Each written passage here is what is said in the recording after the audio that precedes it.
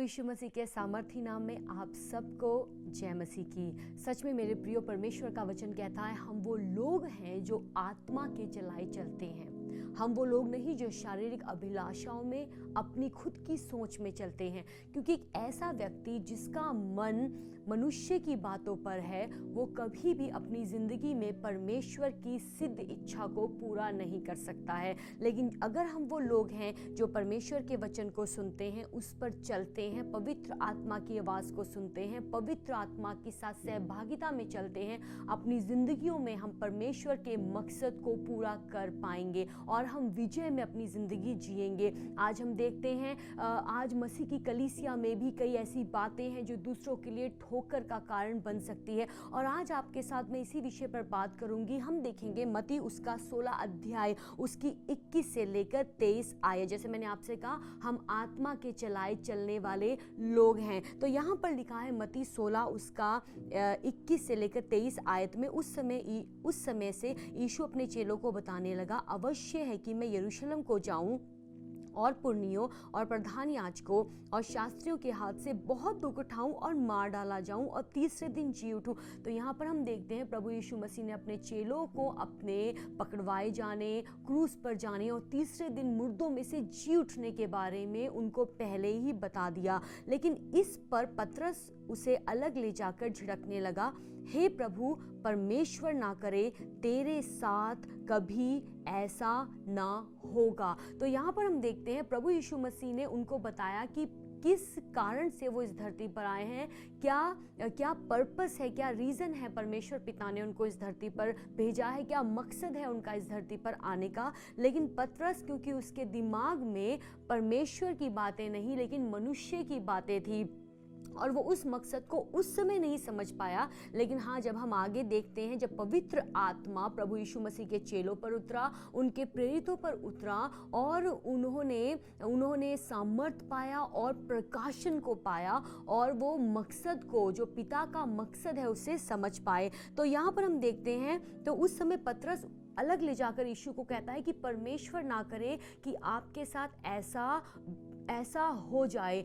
वो मनुष्य की बातों पर मन लगा रहा था, ना कि परमेश्वर की बातों पर मन लगा रहा था। लेकिन जब प्रभु यीशु मसीह ने ये सुना, आगे वचन में लिखा है, उसने मुड़कर पतरस से कहा, हे पतरस, मेरे सामने से दूर हो जा, तू मेरे लिए ठोकर का कारण है, क्योंकि तू परमेश्वर की बातों पर नहीं मनुष्य की बातों पर मन लगाता है। प्रभु यीशु मसीह को पता था किस मकसद से वो धरती पर आए हैं और उस मकसद को पूरा करने के लिए वो आगे बढ़ रहे थे। बेशक उस मकसद को पूरा करने के लिए उन्हें दुख भी उठाना पड़ा, लेकिन यहाँ पर पतरस उस बात को नहीं समझ पाया, परमेश्वर की बात को नहीं समझ पाया और उनके लिए, प्रभु यीशु मसीह के लिए वो ठोकर का कारण बनने लगा। वो प्रभु यीशु मसीह को वो काम करने से रोक रहा था जो परमेश्वर पिता प्रभु यीशु मसीह की ज़िंदगी के द्वारा करना चाहते थे। तो कई बार ऐसा होता है कि कई लोग आकर ठोकर का कारण दूसरों के लिए बन जाते हैं और प्रभु के लोगों में भी ये बातें देखी जाती है। कभी कहीं ना कहीं कुछ बातों के द्वारा, कुछ हमारे व्यवहार के द्वारा, कुछ हमारे एक्शंस के द्वारा और हमारी ज़िंदगी के द्वारा हो सकता है एक व्यक्ति दूसरे के लिए ठोकर का कारण बन जाए। लेकिन प्रभु यीशु मसीह ने पतरस को डांटा और कहा कि तेरे मन में मनुष्य की बातें हैं, तेरा मन मनुष्य की बातों पर है, ना कि परमेश्वर की बातों पर है। तो हम अपनी जिंदगी में गौर करें, कहीं हम किसी के लिए ठोकर का कारण तो नहीं बन रहे हैं। और क्यों एक व्यक्ति किसी के लिए ठोकर का कारण बनता है? देखो, ठोकर किस चीज़ से लगती है। जैसे एक व्यक्ति अगर जा रहा है रास्ते में और उसका ध्यान अगर इधर उधर चला जाता है और सामने कोई चीज़ आ जाती है, फॉर एग्जाम्पल कोई पत्थर आ जाता है जिससे उसको ठोकर लगती है और वह व्यक्ति गिर जाता है और उसको संभलने में कुछ समय लगता है। और तो इस प्रकार से प्रभु का वचन कहता है कि हो सकता है एक व्यक्ति दूसरे के लिए ठोकर का कारण भी बन जाए। और प्रभु यीशु मसीह ने अपने वचनों में कहा, हाय तुम पर अगर तुम किसी के लिए ठोकर का कारण बनते हो। यहाँ पर हम देखेंगे किस प्रकार से एक व्यक्ति दूसरों के लिए ठोकर का कारण बनता है। दो बातें आज मैं आपके साथ शेयर करूंगी। पहली बात, एक व्यक्ति दूसरे के लिए ठोकर का कारण तब बनता है जब वो उजियाले में नहीं चलता। हम एक आयत पढ़ेंगे, उसका हवाला है यूहन्ना उसके 11 अध्याय 9 आयत। यहाँ पर यीशु ने उत्तर दिया, क्या दिन के 12 घंटे नहीं नहीं होते। यदि कोई दिन में चले तो ठोकर नहीं खाता, क्योंकि इस जगत का उजाला देखता है। तो प्रभु यीशु मसीह ने कहा कि अगर एक व्यक्ति उजाले में चलता है वो कभी भी ठोकर नहीं खा सकता, लेकिन एक व्यक्ति जब अंधेरे में चलता है वो ठोकर खाता है। अब आगे हम एक और वचन पढ़ेंगे, पहला यूहन्ना 2:9। यहाँ पर लिखा है, जो कोई ये कहता है कि मैं ज्योति हूँ और अपने भाई से बैर रखता है वह अब तक अंधकार ही में है। यहाँ पे परमेश्वर का वचन साफ साफ कहता है कि अगर प्रभु के लोग कहते हैं कि हम ज्योति में हैं, हम ज्योति की संतान हैं, तो अगर अपने भाई से बैर रखता है तब वह अब तक अंधकार ही में है। एक और वचन पढ़ेंगे 2:10, पहला यूहन्ना 2:10। जो कोई अपने भाई से प्रेम रखता है वह ज्योति में रहता है और ठोकर नहीं खा सकता। आमीन। परमेश्वर का वचन कहता है जो अपने भाई से प्रेम करता है वो कभी भी ठोकर नहीं खा सकता, क्योंकि सबसे उच्च परमेश्वर के वचन में लिखा है प्रेम है। प्रेम कभी भी टलता नहीं है। आमीन।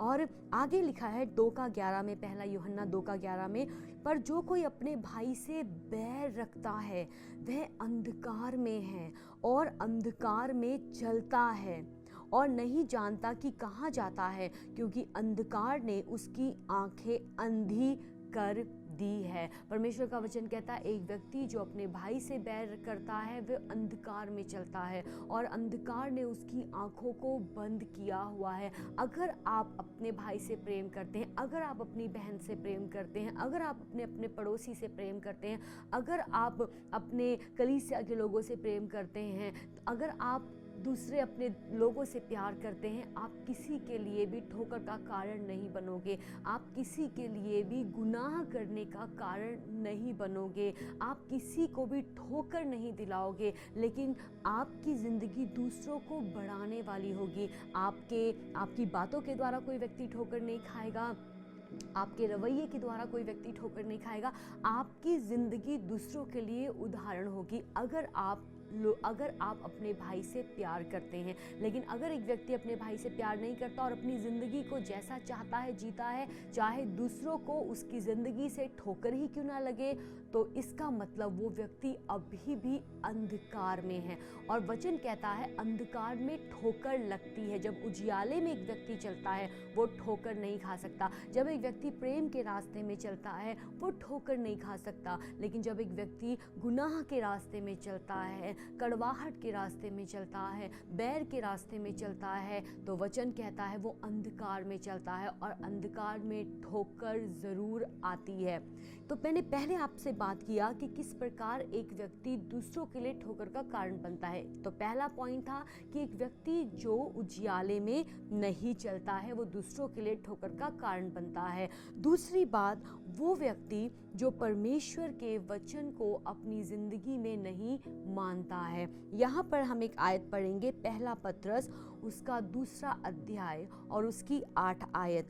और ठेस लगने का पत्थर और ठोकर खाने की चट्टान हो गया है। तो यहाँ पर प्रभु यीशु मसीह के बारे में भविष्यवाणी है कि वो ठेस लगने का पत्थर भी उनको कहा गया है और ठोकर खाने की चट्टान भी उनके लिए कहा गया है, जब हम यशायाह नबी की किताब में पढ़ते हैं। तो आगे लिखा है, क्योंकि वह तो वचन को ना मानकर ठोकर खाते हैं और इसी के लिए वे ठहराए भी गए हैं। तो दूसरा रीज़न, एक व्यक्ति किस प्रकार से अपनी ज़िंदगी में ठोकर खाता है और दूसरों के लिए भी ठोकर का कारण बनता है, वो व्यक्ति जो अपनी ज़िंदगी में परमेश्वर के वचन को अहमियत नहीं देता है, परमेश्वर के वचन को अपनी ज़िंदगी से सम्मान नहीं देता है। वचन में लिखा है परमेश्वर के वचन में ज़िंदगी है। परमेश्वर का वचन 2-धारी तलवार के समान ज़िंदगियों में काम करता है। परमेश्वर का वचन इंसान के विवेक को साफ करता है। परमेश्वर का वचन इंसान की बुद्धि को नया करता है। तो एक ऐसा व्यक्ति जो केवल अपनी सोच से चलता है और अपनी भावनाओं से चलता है, वो व्यक्ति कभी ना कभी ठोकर ज़रूर खाता है। लेकिन एक व्यक्ति जो परमेश्वर के वचन के अनुसार अपनी ज़िंदगी में आगे बढ़ता है, वो ना तो अपनी ज़िंदगी में ठोकर खाता है और दूसरों के लिए भी ठोकर का कारण नहीं बनता। जिस प्रकार से हम पढ़ते हैं भजन संहिता, उसके 119 अध्याय में लिखा है, दाऊद कहता है, परमेश्वर आपका वचन मेरे पैरों के लिए दीपक है और मेरे मार्गों के लिए उजियाले का काम करता है। तो दीपक का काम है उजियाला देना और प्रकाश का काम भी है उजियाला देना। तो जब एक व्यक्ति परमेश्वर के वचन की गाइडेंस में चलता है, परमेश्वर के वचन में जिस बुद्धि के बारे में बात किया है, जब उसमें आगे बढ़ता है, वो व्यक्ति अपनी ज़िंदगी में कभी भी ठोकर नहीं खाता। और अगर वो ठोकर खाने भी लगे, परमेश्वर का वचन उसको संभालता है, परमेश्वर का सामर्थ्य उसको संभालता है और उसके पैरों को डगमगाने नहीं देता और पैरों को चट्टान पर स्थिर करता है। आमीन। सच में परमेश्वर का वचन भी कहता है कि प्रभु हमारे पैरों को चट्टान के ऊपर मजबूत करते हैं, जैसे हिरनी के पैरों को परमेश्वर सामर्थ्य देते हैं और उसके पैरों को दृढ़ करते हैं। इसी प्रकार परमेश्वर अपने लोगों के पैरों को भी दृढ़ करते हैं ताकि वो ठोकर ना खाएं, ताकि वो डगमगाएं ना, लेकिन जिस मकसद के लिए परमेश्वर ने बुलाया है उस मकसद की ओर दौड़े चले जाएं। तो हम अपनी ज़िंदगियों को जांचें कि क्या हमारी ज़िंदगी से हम किसी के लिए ठोकर का कारण तो नहीं बन रहे हैं, और अगर ऐसा है तो परमेश्वर से मांगे। पवित्र आत्मा जब आपको छूता है, परमेश्वर का वचन जब आपकी ज़िंदगी में काम करता है, आपकी ज़िंदगी में से हर कमज़ोरी को दूर करता है, अब आपके अंदर कोई दोष नहीं रहता, लेकिन अब आप अपनी निगाहों को परमेश्वर की ओर लगाकर अपनी ज़िंदगी में आगे बढ़ते हो। आमीन। क्योंकि हमारा परमेश्वर आशा का परमेश्वर है, हमारा परमेश्वर निराशा का परमेश्वर नहीं है। तो प्रियो, मैं आपके लिए प्रार्थना करना चाहूँगी और मेरी प्रार्थनाएं होने दे, परमेश्वर का वचन आपको गाइड करे, परमेश्वर का आत्मा आपको गाइड करे और आप किसी के लिए भी ठोकर का कारण ना बनो और ना ही आप अपनी ज़िंदगी में ठोकर खाओ, लेकिन उस मकसद के लिए दौड़ते चले जाओ जिस मकसद के लिए परमेश्वर ने आपको बुलाया है। तो आइए हम प्रार्थना करें। परमेश्वर पिता, हम आपका धन्यवाद करते हैं आज के सुंदर दिन के लिए। सच में परमेश्वर आपका वचन हमारे पैरों के लिए दीपक और हमारे मार्गों के लिए उजियाले का काम करता है। मेरी प्रार्थना है प्रभु, आपके लोगों को समझ और बुद्धि दे। पवित्र आत्मा, आप अपने लोगों की अगुवाई करें, आप अपने लोगों को इसी वक्त छू लें। प्रभु मैं प्रार्थना करती हूँ, अपने लोगों की अगुवाई करें प्रभु, ताकि उस मकसद के लिए दौड़ते चले जाएं जिस मकसद के लिए आपने इन्हें बुलाया, और कोई भी चीज़ इनको रोकने ना पाए और ना ही ये किसी के लिए रुकावट का कारण बने, लेकिन दूसरों के लिए उन्नति और प्रभु जी तरक्की का ही सोता इनकी ज़िंदगियों को बनाए। सब ज़िंदगियों के लिए हम धन्यवाद करते हैं। यीशु मसीह के मीठे और प्यारे नाम में हम प्रार्थना को मांगते हैं। आमीन।